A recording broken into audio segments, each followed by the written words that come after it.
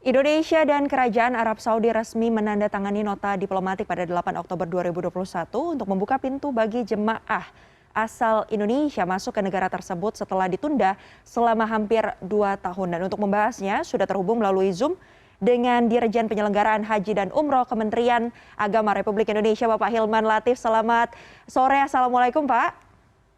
Selamat sore, Waalaikumsalam, Mbak. Ya, Pak Hilman Latif, pertanyaan besar yang ditunggu-tunggu oleh semua orang ini adalah kapan, Pak? Pastinya jemaah asal Indonesia ini bisa umroh kembali.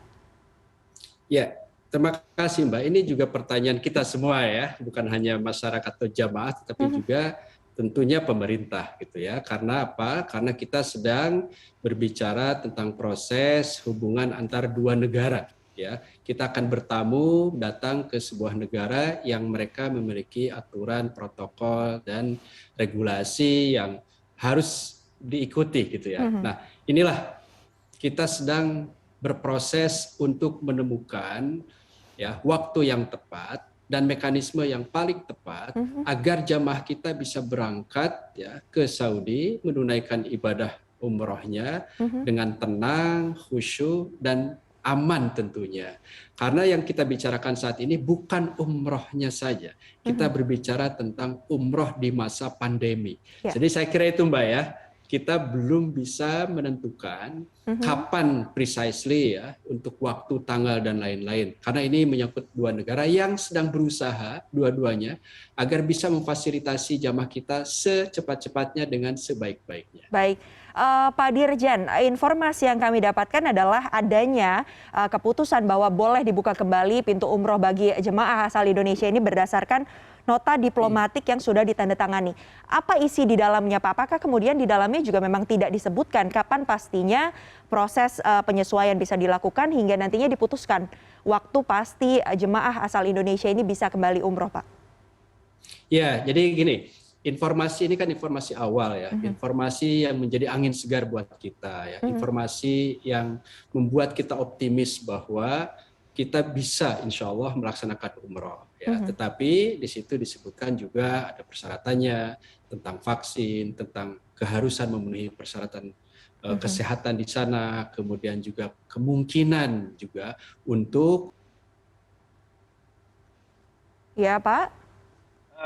Tidak ada atau belum ada penjelasan detail dari nota diplomatik ini. Nah, karena itulah tim kami sedang bekerja keras ya, dan ada rapat atau pertemuan juga hari ini gitu, ya, di keseluruhan kementerian pun juga dengan teman-teman di Saudi dengan pemerintah kita ya di Jeddah. Nah, ini hal yang penting untuk bisa kita lihat sebagai satu proses persiapan. Ya. Nah, dua hal yang harus kita lihat. Pertama ada persiapan kita di Indonesia. Kedua tentu saja adalah persiapan di-nya. Nah, kita fokus dulu. Kita membuat skenario dulu. Ya, ada berapa jamaah sih yang diizinkan. Kemudian kita akan dekati dengan cara seperti apa, dengan mekanisme bagaimana, dengan protokol yang seperti apa ya. Agar misalnya kita bisa mendorong apa yang disebut dengan zero incident lah ya. Kita bisa pergi dengan baik, tenang, nyaman, aman gitu. Ya, itu harapan kita semua ya Pak ya. Semoga memang zero incident yang tadi disebutkan oleh Bapak Hilman Latif. Tadi Bapak menyebutkan bahwa banyak skenario yang saat ini sudah disusun atau dalam proses ya Pak ya.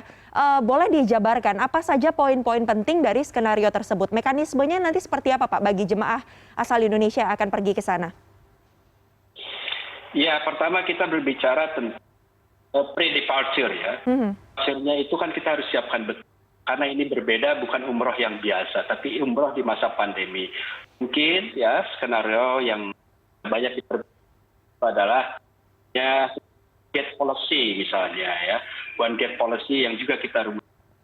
Sehingga umroh yang biasanya pergi dari berbagai tempat harus mendapatkan treatment yang standar di satu tempat, yang betul-betul nanti lepas dari situ terjaga kesehatannya.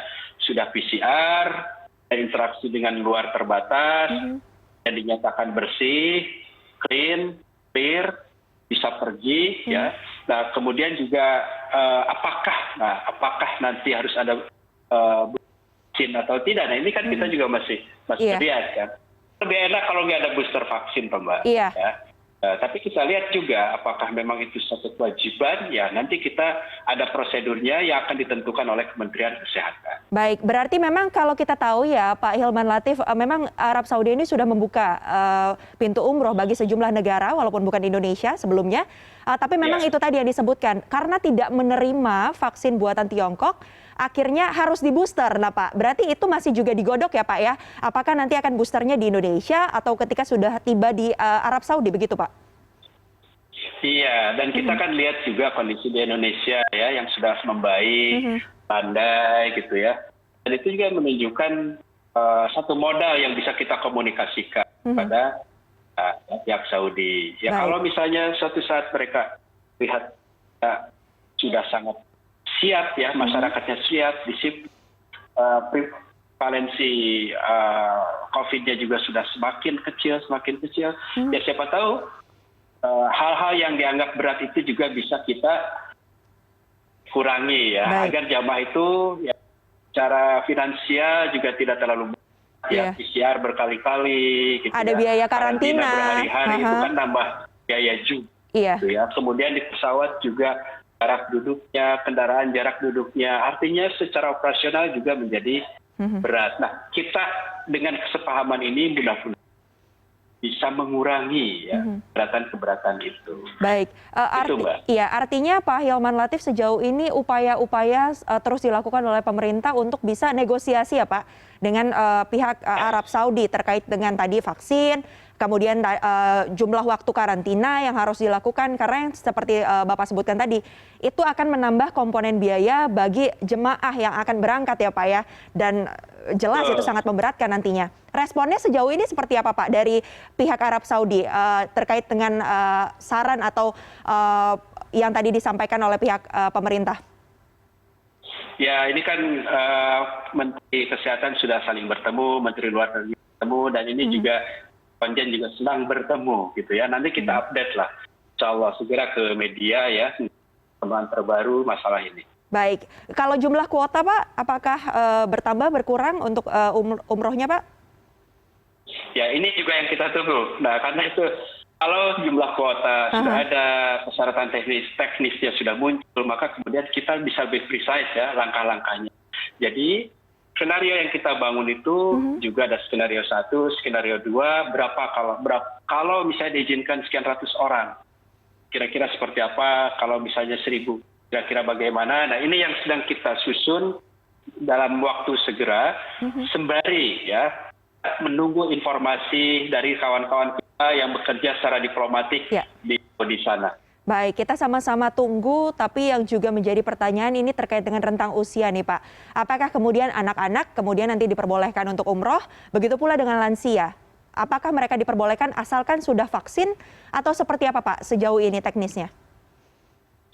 Ya kita belum tahu sampai ke situ gitu ya. Saat ini ya untuk aja di Indonesia kan kita membatasi anak-anak gitu ya dan lain-lain. Jadi kita ingin keberangkatan umroh pertama ini akan jadi model. Kita belum tahu, bukan hanya semata-mata siapa yang berangkat, tetapi umroh di masa pandemi kita di model yang bisa diikuti oleh jamaah di gelombang berikutnya, kira-kira begitu kan. Nah, ini harapan. Adanya angin segar ini juga pastinya terasa bagi para agen travel umroh yang ada di Indonesia, Pak. Sejauh ini koordinasinya seperti apa? Bagaimana respon mereka dan kesiapannya, Pak? Karena tadi Bapak sebut bagi mereka yang ingin berangkat umroh, mungkin nanti akan disediakan waktu untuk karantina sebelum berangkat dan terpusat di satu wilayah. Apakah itu mungkin Jakarta? Lalu bagaimana dengan mereka-mereka yang berasal dari daerah, Pak? Berapa waktu lama yang harus dibutuhkan oleh mereka? Ya ini yang kita komunikasikan secepatnya dengan kawan-kawan kita ya, penyelenggara ibadah haji, penyelenggara umroh ya, PPIU ya. Mereka lah yang menjadi core-nya ya dalam kegiatan ini. Kami dari pemerintah memfasilitasi, memberikan regulasi ya, agar yang diberikan itu standar ya. Siapapun penyelenggara ibadah umrohnya. asosiasi-asosiasi akan kita gandeng dalam waktu segera mengkomunikasikan masalah ini. Ya, karena apa? Karena ada konsekuensi-konsekuensi. Kalau ini diterapkan, konsekuensi ke jamaahnya juga ada. Iya. Secara biaya ada, secara waktu ada. Dan secara prosesi pelaksanaan umrohnya juga ada. Kan berapa kali sih orang boleh umrohnya? Ke masjid boleh berapa kali? Iya. Kemudian boleh keluar apa enggak selain di hotel. Dan ini kan agak hal-hal teknis yang harus kita betul-betul detail dan teliti kita siapkan. Baik, kita sama-sama tunggu Pak Hilman Latif bagaimana nanti hasil dari pertemuan antara pemerintah Indonesia dan juga Kerajaan Arab Saudi untuk bisa nanti memutuskan ya Pak, mekanismenya seperti apa, prosedurnya seperti apa yang akan diterapkan bagi mereka jemaah umroh dari Indonesia, dan harapannya adalah semua bisa berjalan dengan lancar agar zero incident seperti yang tadi disebutkan oleh Bapak Hilman Latif ya Pak ya. Kami tunggu terus update-nya. Terima kasih banyak Bapak sudah bergabung bersama kami pada sore hari ini di CNN Indonesia Newsroom. Sehat selalu Pak. Assalamualaikum. Waalaikumsalam. Terima kasih.